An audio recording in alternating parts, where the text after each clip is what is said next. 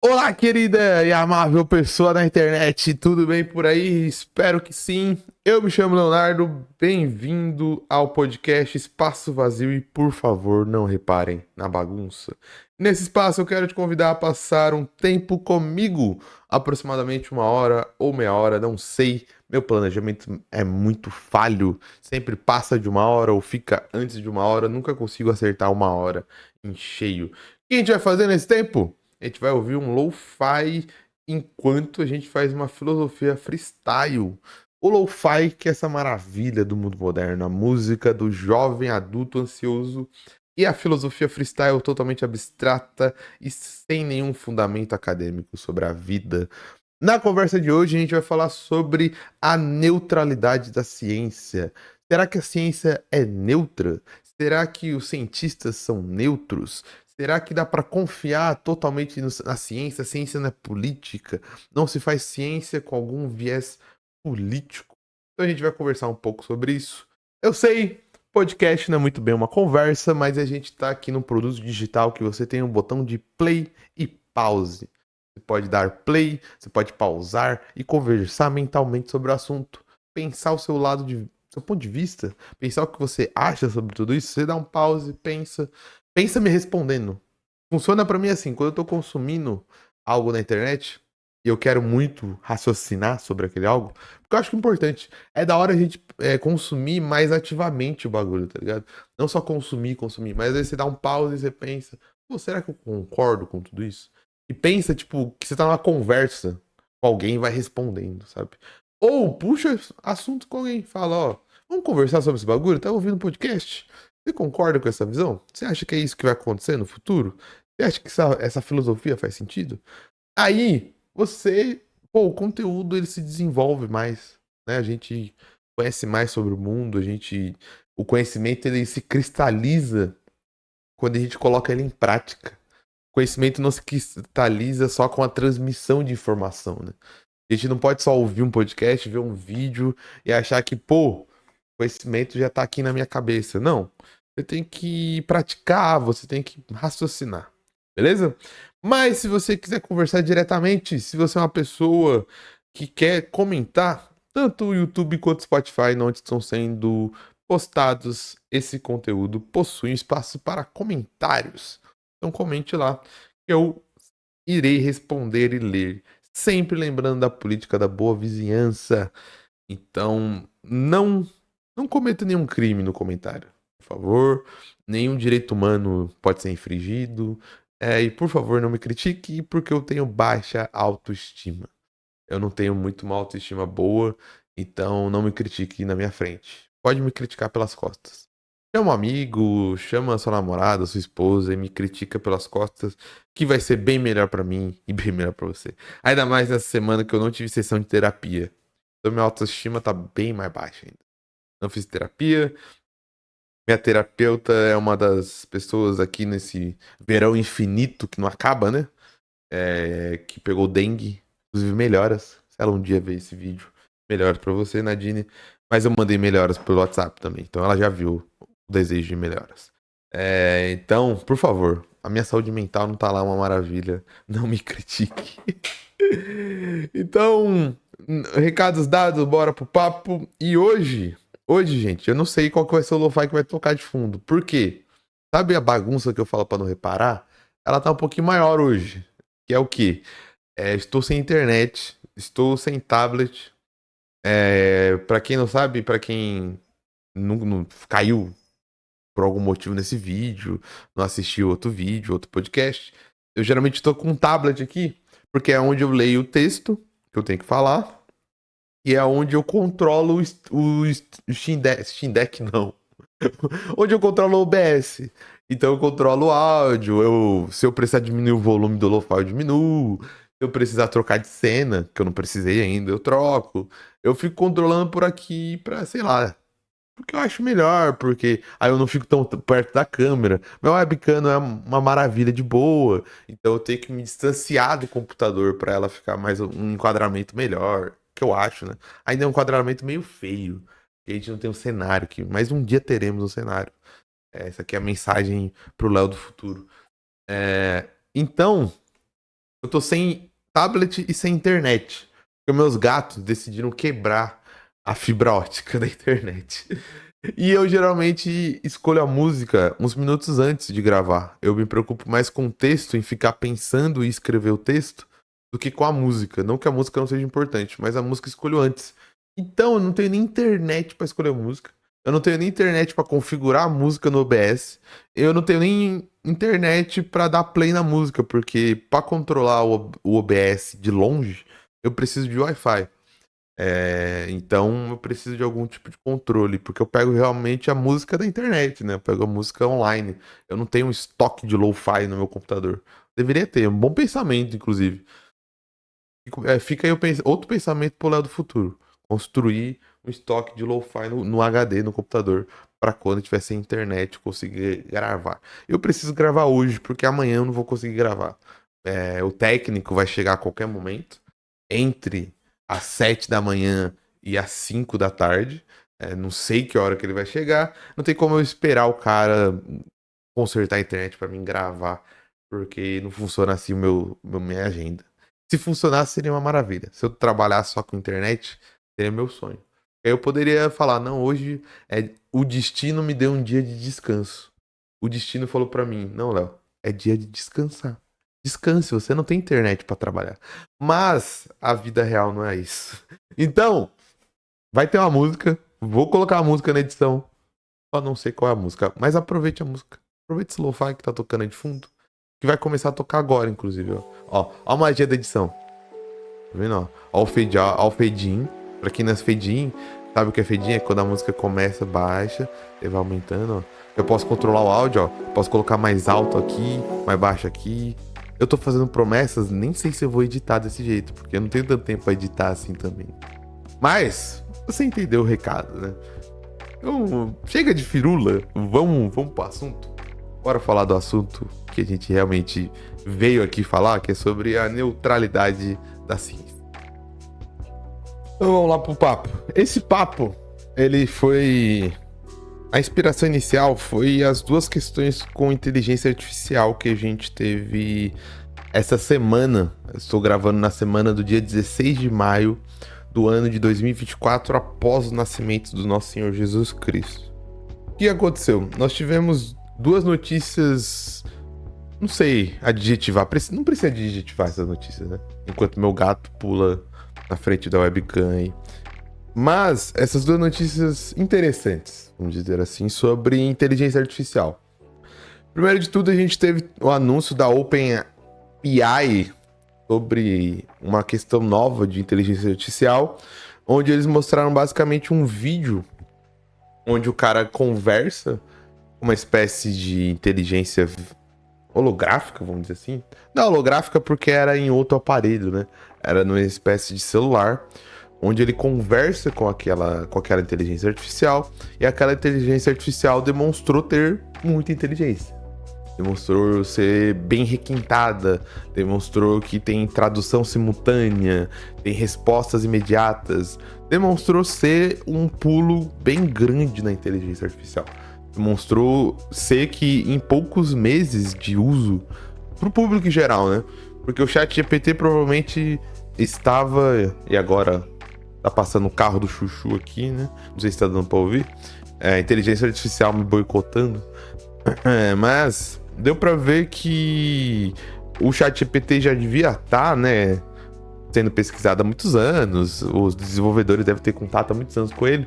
Mas a gente tem o ChatGPT há alguns meses só, né? E em poucos meses de uso de ChatGPT, em grande massa pela população, alguns meses ou um ano e pouco, eu lembro que o boom do ChatGPT foi no ano passado, a gente já tem uma nova inteligência no mercado, né? Sendo anunciada, porque essas coisas estão sempre em alfa, em beta.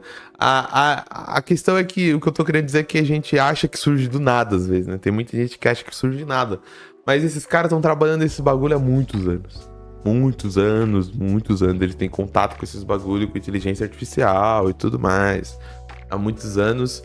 E é um pulo muito grande, né, cara? Porque a gente tava falando com uma interface... Para fazer uma equivalência, Eu acho que é como se em poucos meses a gente pulasse do DOS. Para quem não sabe o que é o DOS, é um sistema operacional, vamos dizer assim, que dá para você abrir no seu Windows. É só você digitar aí CMD, sabe pesquisar do Windows aqui embaixo? Aqui no Windows, se você digitar CMD ali, você consegue abrir um prompt de comando, né? Que é parecido muito com o que era um DOS, que era um sistema operacional de computador baseado só em linhas de comando. Era uma tela preta, dependendo do sistema, tinha outros sistemas que era uma tela mais esverdeada, né? Em que você comandava o computador com dígitos no comando, não tinha uma interface gráfica. O que é uma interface gráfica? Não tinha ícones. Hoje você vai abrir um navegador no Windows, você tem um ícone. No macOS, você tem um ícone.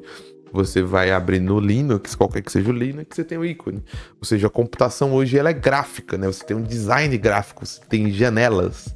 Daí que vem o Windows, né?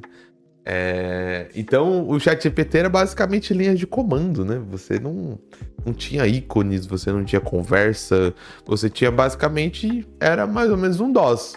Você digitava um comando, o ChatGPT interpretava esse comando de uma maneira que parecia que era uma pessoa inteligente. Falsa, lógico, não passava no teste de Turing. O teste de Turing é um teste antigão, né, para identificar inteligências artificiais, né? Todo mundo sabia que era uma inteligência falsa, todo mundo sabia que era um computador, mas o computador tentava se comunicar de uma maneira parecendo ser humano, né? Tanto que você tenta conversar com o ChatGPT, ele conversa. Se você dá bom dia, quando eu falava com o ChatGPT, eu sempre começava dando bom dia para ele. E ele respondia o bom dia. E agora essa inteligência artificial, ela tem a potencialidade de ter um design, né? Ter uma interface gráfica de um outro ser humano interagindo contigo. Então você pode ter um outro ser humano, provavelmente vai ser editável no futuro. Aí já viu, né? E com certeza vai ser usado para pornografia, com certeza vai ser usado para coisas de encontro, coisas de date, principalmente onde as pessoas são mais solitárias e o jovem está na solidão, né? Isso vai ser usado com certeza, e é uma interface gráfica muito surpreendente, né? Em outro ponto, outra notícia que foi impactante também, interessante, e aí eu vou adjetivar, foi ruim, né? Foi uma fake news que teve com a questão da enchente lá no Rio Grande do Sul, né? Foi uma montagem em inteligência artificial com um helicóptero que era supostamente da Havan. Supostamente a Havan tinha levado o helicóptero que estava com um logo assim e que estavam salvando pessoas com aquele helicóptero numa questão de incentivar cada vez mais a proliferação de fake news e a proliferação de uma teoria da conspiração. Para você que não está sabendo, fontes de extrema-direita, principalmente com o auxílio da internet, estão tentando passar uma narrativa conspiratória na questão do Sul, da enchente do Sul. Estão tentando passar uma narrativa conspiratória baseada no fato de que o Estado é ineficiente, as pessoas que se salvam, não é o Estado que está salvando ninguém, o Estado não está ajudando em nada, só as pessoas que estão se salvando, que vai faltar alimento, que antenas Harper, que provocaram as chuvas no Rio Grande do Sul e tudo mais. E essas imagens falsas é uma maneira de você tentar ganhar ainda mais capilaridade nesse tipo de teoria conspiratória, né? Você fala, quem tá dando helicóptero lá para salvar as pessoas no Rio Grande do Sul é o dono o velho da van. O velho da van que está salvando as pessoas, porque ele é daquela região, ele é ali do sul do país. Então as pessoas salvam as pessoas. Você já deve ter ouvido falar desse lema, né? Que é um dos lemas para essa conspiração que tá rolando ali no sul. E todas essas notícias sobre inteligência artificial são interessantes, eu acho, para a gente pensar sobre a moralidade e sobre a política envolvendo os atos científicos. Por quê? Porque as pessoas que estão de trás do desenvolvimento dessas questões científicas geralmente não estão se posicionando sobre essas questões. Muitas das vezes os entusiastas científicos, porque são cientistas que estão desenvolvendo essas IAs, são cientistas que estão programando essas IAs, são pesquisadores, são uma série de engenheiros que estão alavancando esse progresso científico tecnológico que a gente está vendo. E a gente percebe que cada vez mais, apesar das denúncias, apesar dos raciocínios, apesar da ficção científica já ter alertado pra gente, apesar de Terminador do Futuro, apesar de um monte de coisa, parece que não há um posicionamento político desses cientistas que estão programando essas coisas. Por exemplo, não existe nenhum tipo, parece até agora, pelo menos pra gente que é público geral, não tá tendo nenhum tipo de posicionamento para legislação em cima dessas coisas. Ou seja, as pessoas que estão desenvolvendo essas inteligências artificiais, elas têm total noção dos impactos que podem acontecer. E, ao mesmo tempo, elas trabalham num tipo de neutralidade. Ou seja, num tipo de questão de como se elas estivessem desenvolvendo uma tecnologia, elas não tivessem influência nenhuma no mundo, elas não vão influenciar de nenhuma maneira no mundo, então elas simplesmente não tentam de nenhuma maneira educar as pessoas, de nenhuma maneira ajudar os congressistas ao redor do mundo a aprovar leis ou discutir leis para a proteção das pessoas em relação a inteligências artificiais. Elas simplesmente continuam desenvolvendo seus projetos, continuam propagando seus projetos, continuam financiando seus projetos, sem de nenhuma maneira elas tentarem diminuir os impactos negativos do que seus projetos podem ter dentro do escopo social. Elas simplesmente soltam seus projetos sem nenhum tipo de reflexão crítica sobre o que pode acontecer, tentando se posicionar nessa questão de neutralidade científica, essa questão de que o cara da ciência, o cara do desenvolvimento, seria um cara que só tá indo pro progresso, só tá criando novas coisas. Então a culpa não seria teoricamente dele. Então, só tô criando aqui. Eu não sou político, eu não me posiciono, eu não tenho lado. Tanto faz política. Você vê muito isso em cientistas, né? Recentemente, inclusive, você teve uma crítica, por exemplo, ao Sérgio Foguetes, que é um grande divulgador científico, né? Teve uma polêmica envolvendo a esquerda e a questão dele defender o Elon Musk. E você viu, por exemplo, o Sérgio Foguete falando, né? Teve uns cortes que eu vi, não sei se era recente ou antigo, dele falando que não entende de política ou não liga pra política. E tem vários outros cientistas que falam assim também, né? Que não entende de política, não liga pra política, não quer saber nada de política. Mas, o conhecimento que você propaga, o conhecimento que você estuda, o conhecimento que você ensina é político, né? Porque os cientistas de uma escola que a gente chama de positivista, eles foram ensinados e treinados a ficar nessa posição teoricamente neutra. O positivismo, que é o grande pai da metodologia científica moderna, que trouxe grandes benefícios para a ciência moderna, o método científico moderno, o método popperiano, vem desse positivismo, do neopositivismo, e é por conta dele que a gente tem talvez uma ciência que trouxe tantos progressos, mas ao mesmo tempo ele trouxe muito essa visão de que o cientista é um cara à parte da sociedade, é a parte do social. É um cara que está desenvolvendo progresso, está desenvolvendo tecnologia, está desenvolvendo sabedoria, está desenvolvendo conhecimento, e ele não tá nem aí pra política, ele não tá nem aí pras coisas, ele não tá nem aí pra nada. Os políticos que se virem, as pessoas que se virem, ele não é filósofo, ele só é um cientista. O que é uma visão totalmente ingênua e ignorante, porque os seus conhecimentos, ó cientista, ó grande senhor fora dos círculos sociais, né? Ó grande cara da bolha científica, impactam o mundo. Todo conhecimento científico impacta o mundo. Isso, inclusive, já era o que a gente tem hoje, né? Se você for ver a bolha científica, os lugares científicos, eles são muito poucos populosos. As pessoas não vão nos lugares onde se produz ciência. As pessoas não têm acesso muito à ciência. Se não fosse as redes sociais, ao ter os divulgadores científicos, muitos conhecimentos científicos não chegariam na população. Porque os cientistas construíram um castelo de prepotência, de ingenuidade, de arrogância, de, nesse método positivista, ter criado uma soberba científica, de que os cientistas são iluminados, eles estão fora da política, eles estão fora da sociedade normal. Então, eles são um cara que não. Você vê muitos cientistas falar isso, é um papo meio que comum de tipo, cara, eu não me importo com política.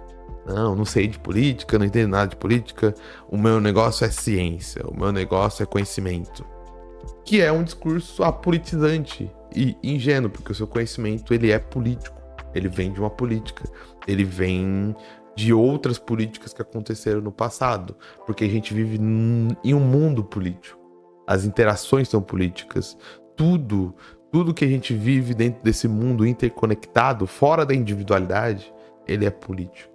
Por exemplo, essa questão da neutralidade política, eu vou citar 2 exemplos aqui, pra gente conversar um pouco, 2 histórias que eu gosto muito. Uma história que eu tô pensando mais recentemente, caso do filme, você já deve saber até quem é. E outra história que eu vi a primeira vez, o Átila contar no Nerdologia, que é a história do Fritz Haber. Fritz Haber foi um alemão, eu acho que é alemão. Lembrando sempre que a gente faz aqui esse podcast meio que numa conversa que eu não tô 100% com todos os dados aqui. Eu gosto de fazer mais freestyle, então se você quiser me corrigir, faça isso. Você tem que fazer, porque eu provavelmente vou falar bobajada aqui. Mas o Fritz Haber, ele era um pesquisador da área de química e ele estava trabalhando na produção de alguns sintéticos químicos, produtos químicos feitos de maneira sintética em laboratório. E na sua pesquisa, junto com a sua esposa, inclusive, o Fritz Haber ele acaba criando o processo de sintetização de nitrogênio. Isso vai ser muito, muito importante em 2 vieses. Um viés negativo e um positivo para a população. A sua pesquisa vai ser muito importante para a fertilização de plantas. Para quem não sabe, o nitrogênio ele é essencial para o crescimento de muitas plantas, principalmente plantas leguminosas, plantas que precisam do nitrogênio para gerar frutos para a agricultura. Só que muitas dessas plantas, principalmente leguminosas, elas não conseguem pegar o nitrogênio nem da atmosfera, porque não sei se você sabe, mas 70% da atmosfera é nitrogênio gasoso, e nem os compostos nitrogenados do solo. Então o que ela faz? Ela faz uma associação com bactérias e fungos que estão no solo, e essas bactérias e fungos ajudam a planta a absorver nitrogênio. Ao mesmo tempo, então vira uma espécie de relação entre as 2 espécies, em que o quê? A bactéria, ela meio que contamina a planta, gerando o que a gente chama de nódulos. Nódulos são bolinhas. Se você conseguir pegar, por exemplo, uma muda de uma planta, de uma leguminosa, por exemplo, de um milho, que seja, você vai ver que a raiz do milho, muitas vezes é cheio de diversas bolinhas. Essas bolinhas são nódulos, são colônias de bactérias que elas se instalam na planta, aí elas têm um lugar bom para viver e elas conseguem absorver nitrogênio para dentro da planta, ao mesmo tempo que as bactérias conseguem alimento para elas e proteção, um lugar para viver, né? Então é uma relação de ganha-ganha, em que a planta ganha porque vai ter nitrogênio entrando para dentro, e o nitrogênio é importante principalmente para as folhas. E a bactéria ganha porque ela vai ter um local para viver e vai ter produção de energia ali que ela vai pegar, principalmente da planta, né? Você vê que a planta ela tem deficiência nutricional de nitrogênio, geralmente quando você tem as folhas, pensa no caule. O caule é o tronco da planta, né? Pensa nas folhas de baixo para cima. Se as folhas de baixo começam a amarelar, pode ser, não tô falando que é, mas muitas vezes é falta de nitrogênio. O nitrogênio é essencial para a sobrevivência das plantas. Se você tá sem nitrogênio, o que a planta faz? ela geralmente começa a jogar o nitrogênio para as folhas mais novas. As folhas mais novas são as folhas que estão em cima do tronco, né? Do caule. Então as folhas de baixo, mais velhas, vão pegando o seu nitrogênio e jogando para as folhas mais novas que estão em cima. E isso vai fazendo com que as folhas de baixo fiquem amareladas, porque elas estão sem nitrogênio.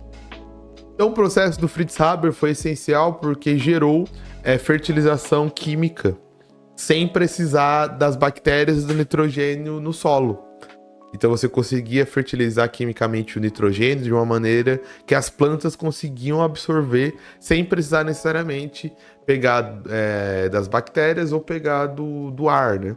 Então isso gerou um dos fatores, não é só isso, mas junto com a agricultura mecanizada, junto com a tecnologia, é uma das coisas que revolucionou a agricultura.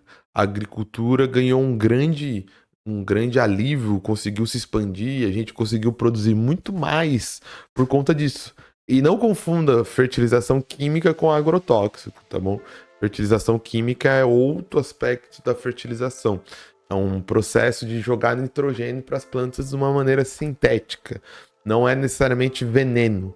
Lógico que se não for feito de uma maneira adequada e de uma maneira científica, na química, pode gerar danos, mas é diferente da produção através de agrotóxico. Aí você pensa, Fritz Haber ajudou, provavelmente, né? Ele ajudou em uma questão muito grande, né? Ele junto com a sua mulher, inclusive com outros cientistas, porque isso é uma questão de se falar também, né? A gente tem pais e mães de conhecimento, mas é sempre importante lembrar que dificilmente alguém fez alguma coisa sozinho, tá ligado? Inovações tecnológicas e científicas geralmente são feitas em laboratórios que tinham muitas cabeças pensando. Que geralmente o cara mais famoso do laboratório, o cara com o nome mais importante, o cara que fez mais coisas, geralmente é o que fica mais famoso. Mas, ao mesmo tempo, o Fritz Haber usou esses processos que eu tô simplificando, né? São processos químicos elaborados. Não é que ele faz o nitrogênio imediatamente e joga pra planta. São vários processos químicos, né? E esses processos químicos que levaram à sintetização de fertilizantes também foram processos que o Fritz Haber utilizou junto e ajudou o exército alemão a usar na utilização de armas químicas na Primeira Guerra Mundial. Então, o Fritz Haber, ao mesmo tempo que estava trabalhando na pesquisa e nos seus laboratórios, em algo que foi utilizado depois dele, nem era o plano dele usar em plantas isso, né? Ou talvez fosse. Mas ele não saberia necessariamente o impacto que ele teve. Ele estava lá no outro dia, no outro tempo, monitorando a utilização de gás cloro na Primeira Guerra Mundial. Primeira Guerra Mundial que teve muita questão com a utilização de armas químicas. Ou seja, o processo do Fritz Haber ele foi politicamente utilizado de duas maneiras na nossa sociedade. O avanço dele não foi neutro. O avanço que ele fez dentro da ciência, dentro da sociedade, ajudou, porque a produção de comida foi essencial para a sobrevivência de inúmeras pessoas, mas, ao mesmo tempo, o seu processo de produção dessa sintetização ajudou a matar milhares e milhares de pessoas. Ou seja, é lógico que ele sabia o que ele estava fazendo, tá ligado? Ele não era neutro. Neutro é só o zero. O zero é uma coisa neutra. Mas o Fritz Haber tinha extremamente noção do que estava fazendo e, inclusive, ajudou diretamente a matar pessoas, porque ele estava num esforço de guerra. Ele poderia... Eu vou fazer o e se? Eu sei que historiador odeia esse, mas, ele tinha extremamente noção, ele saberia que, ele poderia ter se posicionado sobre a não utilização daquele conhecimento para matar pessoas, por exemplo, porque ele sabia que poderia ser utilizado, né? Isso seria uma neutralidade, por exemplo, mas nem essa neutralidade ele teve de ficar no meio do caminho. Ele simplesmente utilizou o conhecimento. E você vê, por exemplo, o cara da OpenAI, não lembro o cargo que ele é, que é da inteligência artificial, ele já veio publicamente, por exemplo, falar que seria preciso, por exemplo, aprovar auxílios monetários para os empregos que seriam extintos com a inteligência artificial. Ou seja, o cara que tá à frente, eu não sei se ele era CEO, se ele era chefe de projeto, ele tinha algum cargo na OpenAI. E esse vídeo dele falando popularizou um tempo atrás. Ele mesmo veio falar. E, cara, vai ter que ter algum tipo de auxílio, porque muitos empregos serão perdidos por conta da inteligência artificial. Ou seja, o cara mesmo que tá à frente do projeto, ele sabe do impacto que ele vai ter. E o posicionamento dele, ao invés de, sei lá, programar a inteligência artificial de uma ou de outra maneira, se mobilizar na sua empresa politicamente através, sei lá, de congressistas, através de políticas, de dar palestras na ONU, de conscientizar as pessoas, de fazer discursos, de fazer congressos sobre a conscientização da inteligência artificial. Não. O que ele faz é simplesmente falar, gente, provavelmente vai perder muito emprego, e aí no futuro vocês veem, vai ter que dar dinheiro para as pessoas, mas aí você vai ver. O futuro que vejo isso daí. É uma posição extremamente dessa neutralidade, né? Dessa apolítica científica. E não se posiciona. E que dá até um certo tipo de raiva, porque, você é um cara extremamente formado intelectualmente. Você teve acesso à formação acadêmica, você teve acesso a estudo, você tem condição de estudar mais, você tem condição de ir pro lado humano e perceber que os seus avanços científicos terão impactos. Por que não se posicionar contra esses impactos? Por que não colocar na programação do código algo que vai diminuir esses impactos? Por que não divulgar esse conhecimento, sabe? E dá até um certo ranço desse personagem científico que se posiciona neutro, ao mesmo tempo que ele sabe o que ele vai fazer é extremamente danoso para a sociedade. Ele tá desenvolvendo esse conhecimento novo, né? Não à toa, o Oppenheimer, cara, e aí é o segundo personagem que eu trago, Oppenheimer é um personagem altamente detestável no filme, na minha visão. Isso não é uma crítica ao filme. O filme não tem que ter personagens bons, maus, ruins. O filme não tem que ser dualista do bem contra o mal. O filme tem que fazer o que ele quer fazer. Porque a arte não deve nada, né? A arte tem que fazer o que ela quer fazer e pronto. E é até positivo na qualidade do filme. O que eu falo de ele ser um personagem odiável não é um ponto negativo. Mas Oppenheimer, cara, assistindo o filme, ele é um personagem... junto com os outros personagens também, o Robert Downey Jr., os Estados Unidos. São personagens extremamente detestáveis, sabe? Porque o Oppenheimer pra mim, o estereótipo disso. Do cientista que quer pagar de neutrão, de centrão, de em cima do muro, tá ligado? Porque ele é um cara que... Ele é um cara que entrou pro Projeto Manhattan pra fazer a bomba atômica. Ele sabia o que ele estava fazendo, certo? Ele sabia o que estava fazendo. Só que ele pagava de não político, assim.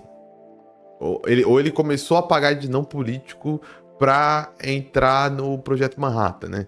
Ele parou, porque ele começava a participar de uma greve, ele começava a participar de um negócio, ele começava a participar de uma reunião do Partido Comunista, mas sempre meio em cima do muro, assim, né? Sempre meio, não, mas não sei o quê, mas será que vai dar certo? Mas não sei, se tomar cuidado, mas e Cuba, né? Ninguém tem liberdade de expressão em Cuba. Tô zoando. Ele não falou isso de Cuba. Mas ele tinha conhecimento.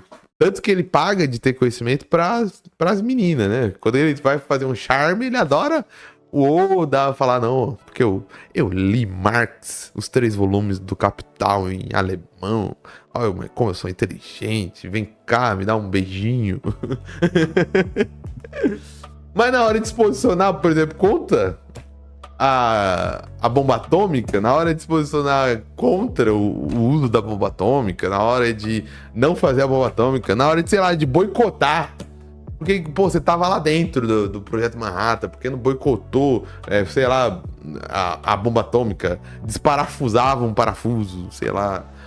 Não, aí não, né? Mas lá no final do filme, ele fica pagando de não. Agora eu sou a morte, meu Deus, que sofrimento. O que eu fiz com o mundo?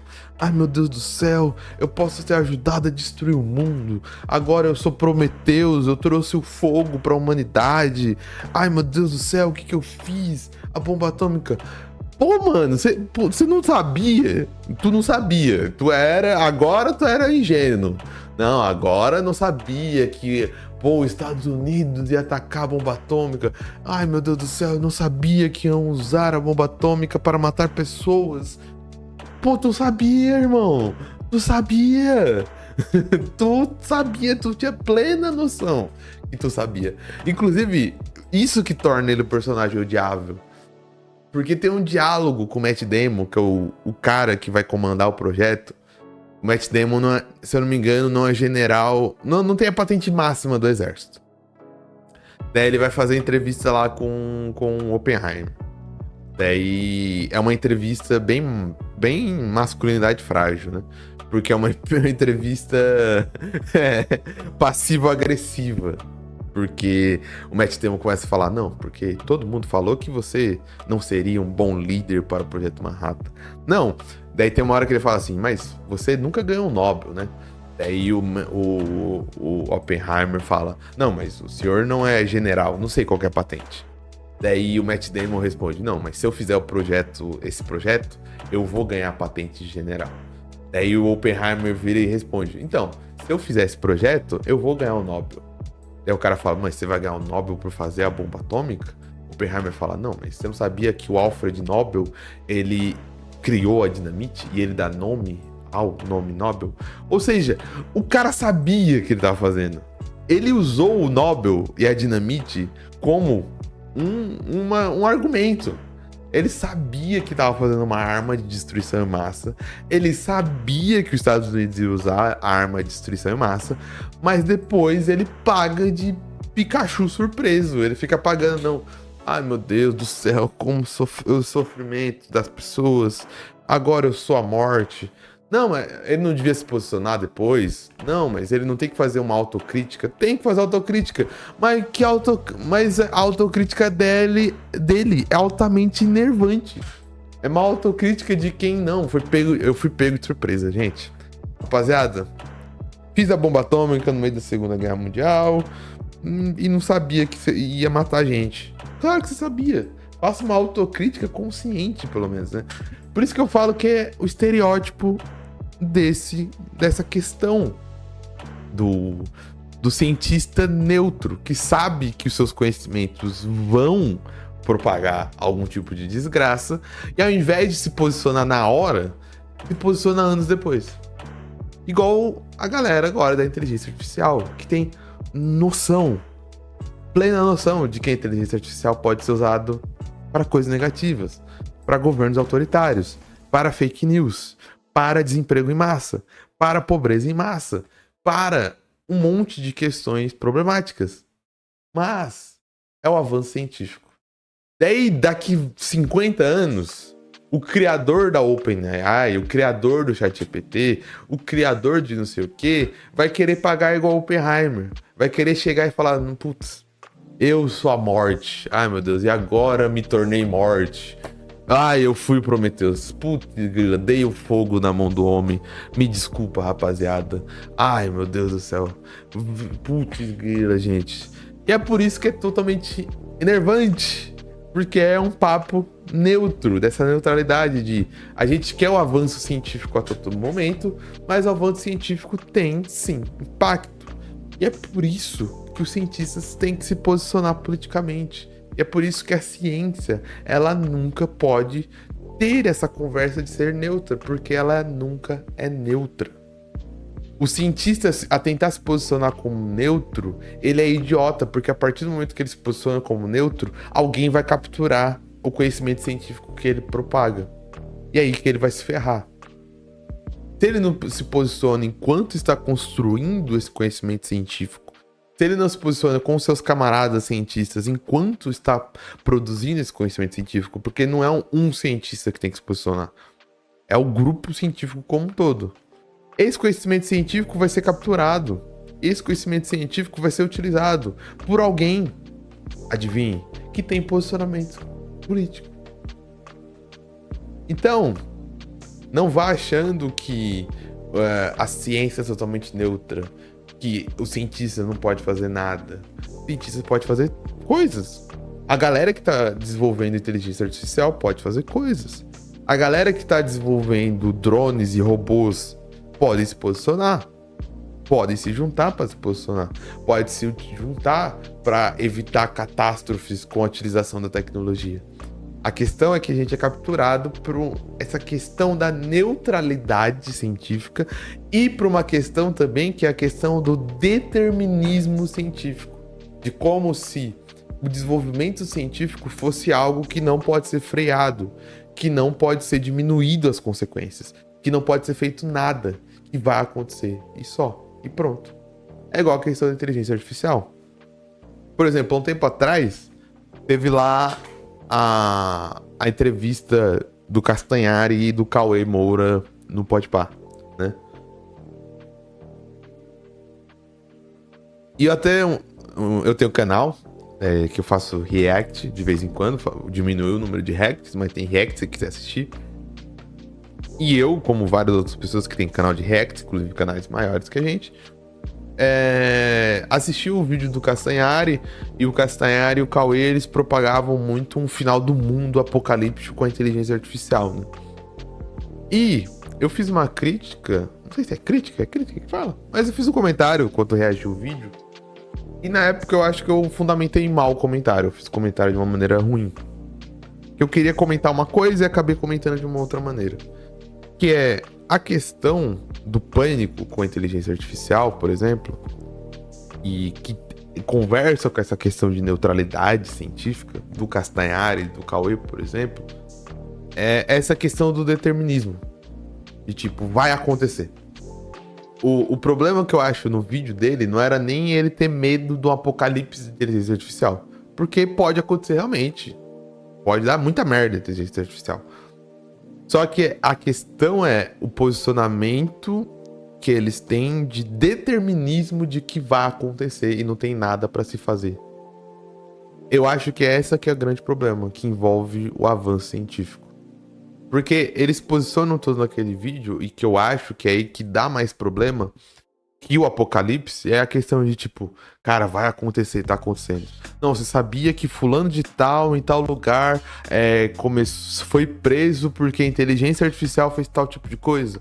Não, você sabia que 1 milhão de pessoas vão perder o emprego por tal tipo de coisa? Você sabia que vai acontecer tal tipo de coisa? Esse tipo de discurso determinístico que é um problema também quando envolve essa questão de avanço científico e de neutralidade científica. Parece que tem que acontecer o que vai acontecer. Parece que nós, como humanidade, ao absorvermos esse discurso científico positivista e absorvermos esse discurso científico neutro do avanço científico, é como se o avanço científico tivesse que acontecer do jeito que vai acontecer. Como se nós não pudéssemos, quem sabe, frear. É a morte de perspectiva. É como se fosse a única solução. A única solução é ter inteligência artificial. A única função para essa inteligência artificial vai ser roubar o emprego dos outros. E não tem o que fazer. É isso, não tem o que fazer. É isso ou tirar a inteligência artificial da tomada. É um ou outro. É como se nós, como seres humanos, a gente não tivesse a potencialidade de fazer uma outra perspectiva dentro da inteligência artificial. É como se a gente não tivesse o potencial de criar uma inteligência artificial, sei lá, com protocolo de segurança. É como se a gente não tivesse o potencial de criar leis que regulem a utilização e a produção de inteligência artificial antes da gente utilizar inteligências artificiais. Entende? Essa questão, essa visão determinística do mundo e neutra do mundo, que faz com que consequências drásticas aconteçam no futuro, sabe? Porque elas nos paralisam. O cientista ingênuo que acha que não tem que ter posicionamento político, acha que a ciência não envolve política, junto com nós, consumidores e entusiastas da ciência, que achamos que o avanço científico é determinístico, acabamos causando danos estruturais com esses avanços científicos. Por quê? Fora dos cientistas e fora da gente consumidor, tem uma classe política muito interessada em utilizar esses avanços científicos. Uma classe política que não é ingênua e é letrada politicamente, sabe que as coisas são políticas, que vai utilizar muito bem esses avanços científicos. Então, o cientista, ao não se posicionar, que acaba causando grandes danos catastróficos. E não é que é culpa dele diretamente, mas quem sabe, ao se posicionar, pode, de alguma maneira, diminuir os danos daqueles avanços científicos que ele ajudou a desenvolver. Não é uma questão de apontar culpados. Não quero voltar para o passado e falar, pô, Oppenheimer, a morte dos japoneses é culpa sua. Não é culpa dele, diretamente. Mas a omissão é uma culpa. Não uma culpa pelas mortes, mas a omissão é uma culpa em si. Sacou o que eu tô querendo dizer? A omissão de não, se posicionar e falar, rapaziada, vamos refletir sobre o que a gente tá fazendo aqui? É uma culpa. A omissão de tipo, rapaziada, vamos refletir sobre por que a gente não tá se posicionando enquanto cientista? É uma culpa. A omissão ao não produzir conteúdo, produzir notícias, produzir divulgação, falando sobre os impactos, falando sobre posicionamento, falando sobre como frear essas questões, é uma culpa. E não tô fazendo uma culpa moral. Tipo, não quero falar que é uma culpa cristã. De tipo, pecado, você tá pecando. Você vai ser julgado na eternidade por conta de você fez. É uma culpa no sentido de relações sociais. Você está sendo omisso na sua relação social como um membro de uma comunidade social que a gente chama de civilização. E nós, como civilizações, temos direitos e deveres. E quando nós somos omissos dos nossos deveres, de entender que nós temos impacto na sociedade, a gente está assumindo uma culpa. Todos nós temos alguns tipos de culpas dentro dos nossos deveres e dos nossos direitos sociais. É igual a questão de você está vivendo numa comunidade, por exemplo. Está vivendo numa comunidade social em que você vê um crime acontecendo e você pode denunciar esse crime. Você pode denunciar, por exemplo, de jeito anônimo, que não vai ter consequências para você. Você pode, sei lá, você vê um assalto acontecendo na casa do seu vizinho e você pode ligar o 90, tá ligado? Os assaltantes vão saber que foi você que ligou o 90 e daqui uma semana eles vão te perseguir, tá ligado?